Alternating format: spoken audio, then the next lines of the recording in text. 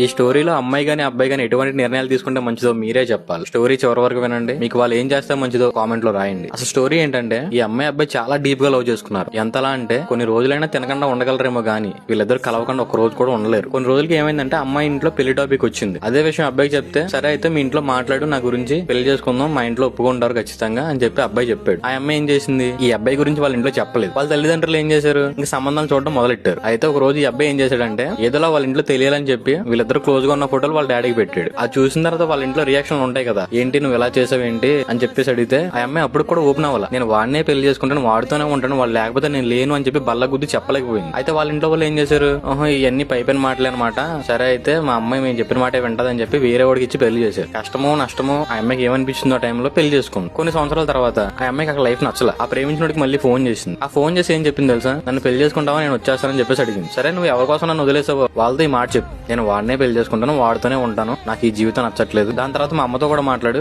ఎందుకంటే నీ పెళ్లికి ముందర మా అమ్మ అడిగింది నిన్ను, మా ఓడిని పెళ్లి చేసుకుంటావా, నువ్వేమో చేసుకోనని చెప్పావు, వీళ్ళిద్దరిని ఒప్పించు, నేను పెళ్లి చేసుకున్నాను ఖచ్చితంగా, ఎవరేమనుకున్నా నాకు అనవసరం అని చెప్పేసి అన్నాడు. మరి ఈ కథ అంతా విన్న తర్వాత మీకు ఏమనిపించింది, ఆ అబ్బాయి ఏ నిర్ణయం తీసుకుంటే మంచిది, ఆ అమ్మాయిని పెళ్లి చేసుకుంటాం మంచిదా, లేదంటే వీళ్ళ లైఫ్ వీడు బతకడం మంచిదా, మీరు అసలు ఏ సలహా ఇస్తారు కామెంట్ లో రాయండి. ఎందుకంటే ఇటువంటి సిచ్యువేషన్ చాలా మంది ఫేస్ చేస్తున్నారు, అందుకే చాలా మంది జీవితాలు హ్యాపీగా లేవు. పెళ్లి చేసుకునే ముందర కష్టమైన నష్టమైన ఆలోచించి నిర్ణయం తీసుకోవాలి. మీకు ఏమనిపిస్తుందో కామెంట్ లో రాయండి. మంచిది.